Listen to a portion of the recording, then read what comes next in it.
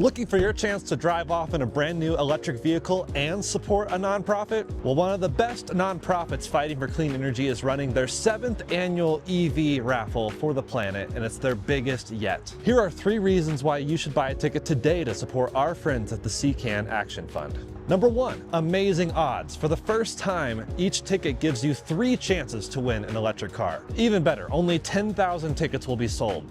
Those are great odds. Reason number 2, the prizes are stunning. The grand prize winner gets to pick from 6 luxury EVs. The rugged R1S, the powerful R1T, the brand new Lucid Gravity, the sleek Lucid Air, the bold Porsche Macan EV, or the iconic Porsche Taycan. Yeah, and those are all great cars, and again, you get to pick which one. The second place winner gets to choose from a Volkswagen ID Buzz or a Hyundai Ioniq 5. And there's a third place winner, a Chevy Equinox EV. Even better, the group will cover state and federal taxes. Oh, but what about tariffs? Well, no problem, they cover those too. Reason number 3, the CCAN Action Fund supports clean energy nationwide. So you could win a great EV and support a greener world. It really is kind of a win-win. To enter, check out www.evraffle.org. That's evraffle.org, or simply click the link in the description below. Tickets are only $200. Enter to win today.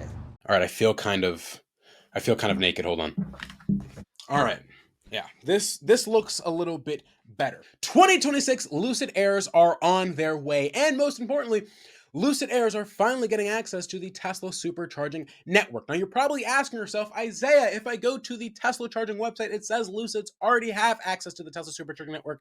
What the heck's going on? That is a lie. Tesla has been lying to you, okay? Lucids don't have access to the Tesla supercharging network, but a Lucid does. The Lucid Gravity with native NACS has access to the Tesla supercharging network, but the Air does not. Finally, July 31st, Airs will be getting access with adapters. The 2026 model years will not be getting native NACS. I can make a whole video about why I think native NACS is not the move yet, especially for a lot of our higher voltage cars. So you really only be getting 50 kilowatts on the version 3 sides, right? We need higher voltage equipment.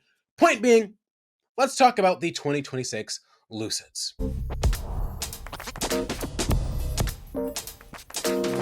As I have just rambled, Lucid Air owners will be getting access to the Tesla supercharging network July 31st with a NACS to CCS 1 adapter for the price of $220. It will be performance limited to just 50 kilowatts, so great for emergencies. And so in that situation where you can't get access to an Electrify America, an EVgo, a Rivian Adventure Network Station, Iona, BP Pulse, whatever, you will be able to use the Tesla supercharging network with your adapter, but it will be limited to just 50 kilowatts.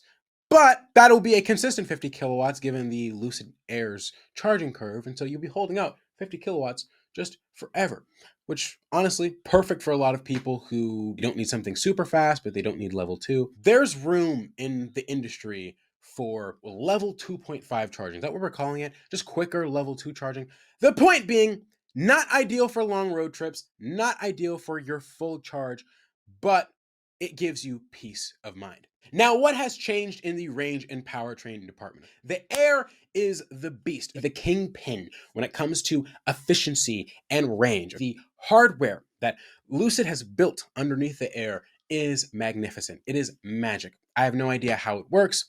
Just believe me, it's really good. Now, the Touring trim gets 25 more miles of range, going from 406 miles to 430 miles of EPA range with newer, denser battery cells. Previous Lucid model years were getting LG cells. I believe later in the 2025 model year, they started getting Samsung cells. Some Lucid owners, like Shane, our friend Shane with his Lucid Air, had their battery packs replaced, and they get Samsung cells. And those were a little bit more energy dense. They were getting more range, a little bit better efficiency. And so with the 2026 model year, you'll be getting denser cells. You will be getting more range from 406 to 431.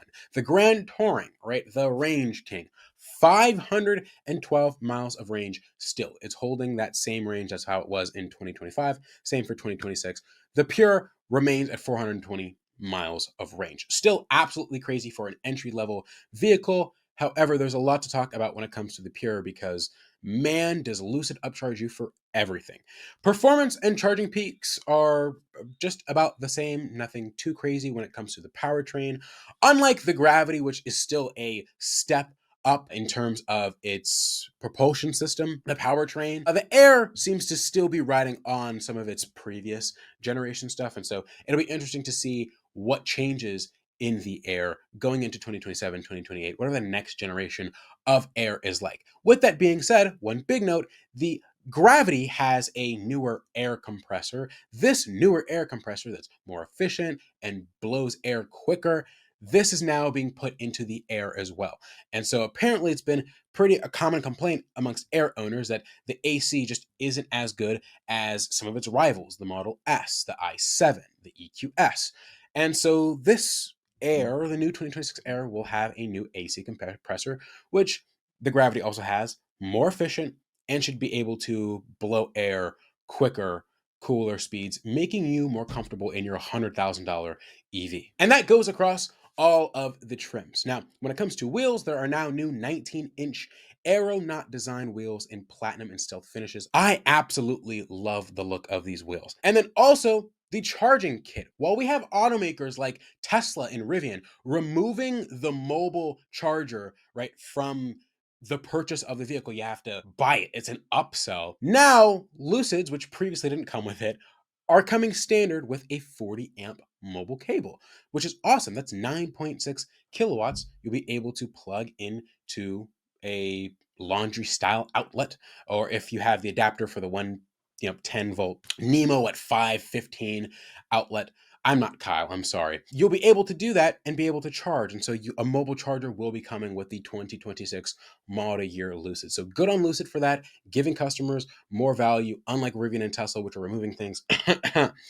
That is great to see. Now, when it comes to ADAS, Lucid Air owners will be getting an over-the-air update, which will be introducing hands-free drive assist, which is awesome, and hands-free lane change with Dream Drive Pro.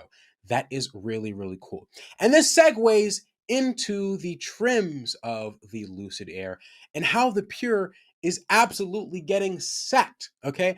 This Lucid Air Pure, which is the entry-level Air, still, I think, a great value. You're getting amazing efficiency, amazing range. It is a well-designed car. It's a Lucid Air. I think it's a good value. However, they're removing a lot of things that were standard in previous model years, and then you're having to option your way up. For instance, the 2026 Lucid Air Pure trim, entry-level trim, will not be able to get Dream Drive Pro, which is Lucid's top trim when it comes to its autonomy system.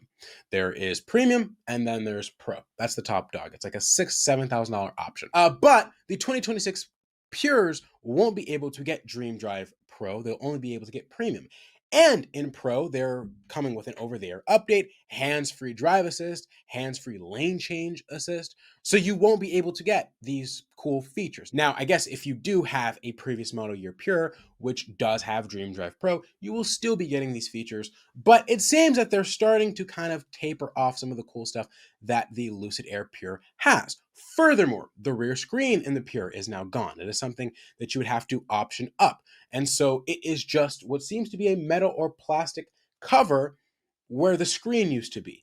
In a $70,000 car, I feel like a rear screen could be standard. It's standard in a Model 3. It's standard in a lot of other entry-level EVs. You know, a $70,000 car, regardless of the trim, I feel like should have at least a rear screen, especially if the other trims have it. And then there's also no space in the center console for the second row underneath where the screen used to be. So small things like this, right, kind of removing some of the convenience that the Lucid Air has in the Pure and kind of moving it, putting it up as an option or giving it to your higher trims, which can work for some automakers, right? You are making your other trims, your Touring, your Grand Touring, much more appealing because it's going to come standard with a lot of these options. And so it might just make sense to just go with the next trim up, especially as you start to add in other options. But again, it just makes the Pure seem almost like a rental fleet type vehicle when you start to kind of, I don't know, kill off some things. That's just my opinion. All right.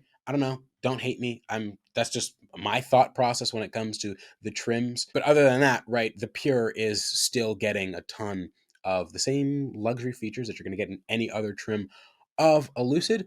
It even comes standard with the aluminum roof, which I think looks a lot better than the glass canopy that is a like $5,000-6,000 option in a Lucid Air. As expected, the pricing for these trims has increased. The Pure and Touring, it has gone up $1,000, while the Grand Touring has gone up $4,000. I think when you're in this price category of vehicle, you know, $1,000, $2,000, $3,000, $4,000, $5,000 really doesn't seem to make I think a big difference in the grand scheme of things, especially with Lucid adding on some other features for the 2026 model year, updating some things hardware wise. I don't really think it's that crazy to expect or see a price hike. Okay, inflation is getting everyone. You got tariff situations going on. All right, prices are going to go up. I think, to me, the Touring absolutely stands out. Again, the way Lucid has pretty much dogged the Pure, and then the Grand Touring is like really up here. It makes the Touring like a really good sweet spot if you're looking for a Lucid all-wheel drive, like 3.4 seconds 0 to 60, a ton of good standard features that you would have to option up in the Pure. I think, honestly, I would go with the Touring. I'm curious, what trim would you pick? Do you think I'm being a bit too hard on the Pure, getting dogged? I use the word dogged, I'm being a bit dramatic there. But, you know, increasing the price $1,000, removing features here and there, having to make more things an option, so people end up spending more and more money for a vehicle that's already expensive. Let me know what you think on that. But overall, this just seems like a refresh of what is already an amazing vehicle. The Lucid Air sold exceptionally well in Q2 of 2025, the first half of 2025, and I expect that to continue. But it's great to see. I remember 2022, 2023, the Air was not doing all that great. And finally, it seems like the Air is getting the recognition that it absolutely deserves because it is such a great value. But you know what? Enough about what I think. Let's talk about what our friend Shane, the Lucid owner, our resident Lucid owner, thinks. Okay. And Shane, if you're watching this, just going to read over your notes, the text that you sent me. I have it in a little spreadsheet here. So as I've mentioned right before, Touring gets these Samsung 50G version 2 cells, right? Better charging curve versus the old LG pack. Nice to hear.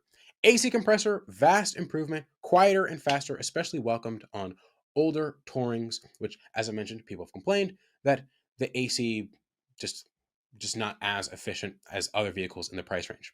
Charging kit always should have been standard. He says it's great to see it back. And I absolutely agree. I think every EV should come standard, especially at this price point. I mean, you don't have to give a full 40 amp charger or wall charger, like just something simple where people can plug in their EV in the wall. I think just makes the most sense. Wheels, the new 19-inch option for efficiency and looks. He says the OG 19 inches are still the most efficient. So if you're looking for that high range, that's what you're going to have to go to. The massaging seats are standard on the GT, which he says is fantastic. When it comes to the hands-free over-the-air update that is expected to come, he says, I'm skeptical, but looking forward to testing it out. Hopefully we get some interesting videos about what Lucid's hands-free driving system is like. Regarding the supercharger, Shane says, charge port location and speed, not ideal, but more options are always a good thing. I 100% agree. Getting 23,000 plus more chargers to use, absolutely a benefit, even if they are slow.